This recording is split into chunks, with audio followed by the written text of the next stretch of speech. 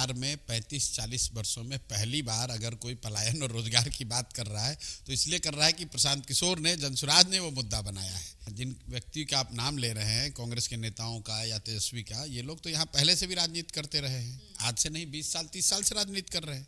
इनके मुंह से तो कभी आपने पलायन की बात नहीं सुनी। तो ये ज्ञान, ये इनलाइटनमेंट जो इनको हुआ है, ये तो जनसुराज के आने के बाद शुरू हुआ है, जब हमने शुरू किया है कि बिहार का सबसे बड़ा मुद्दा पलायन है। बिहार का सबसे बड़ा मुद्दा यहाँ की ध्वस्त शिक्षा व्यवस्था है। आप राहुल गांधी का, तेजस्वी यादव का कोई मुझे भाषण सुना दीजिए, लोकसभा चुनाव लोग लड़े हैं, किसी भाषण में इन्होंने पलायन की बात करी हो, किसी भाषण में इन्होंने ध्वस्त शिक्षा व्यवस्था की बात की हो। अब इनको लग रहा है कि अरे प्रशांत किशोर और जनसुराज में इतने लोग पलायन के नाम पर जुड़ रहे हैं तो हम भी कर ले।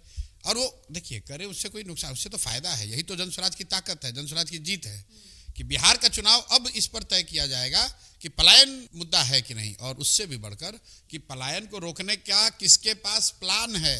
प्रशांत किशोर और जनसुराज बता रहे हैं कि पलायन कैसे रुकेगा, और जैसे आज इन्होंने पलायन का मुद्दा उठाया है, वैसे एक ऐसा भी समय आएगा कि हमारे प्लान को भी उठाकर कहेंगे कि हाँ, यही प्लान है जिससे पलायन रुकेगा। महत्वपूर्ण बात यह है कि बिहार में लोकतंत्र सक्रिय हुआ है, लोकतंत्र की ताकत बढ़ी है, और जनता के मुद्दों पर बात हो रही है। वो इसलिए हो रहा है कि जनसुराज यहाँ पर आया है, एक नया विकल्प आया है। अच्छा है, खराब है, आपको पसंद है, नहीं पसंद है, लेकिन जनसुराज है तो इन मुद्दों की बात हो रही है। वरना बात ये होती कि राजद को कौन हराएगा, भाजपा को कौन हराएगा, इसके अलावा कोई बात ही नहीं होती, और जनता भी घर में बैठी रहती कि भैया विकल्प तो कोई है नहीं।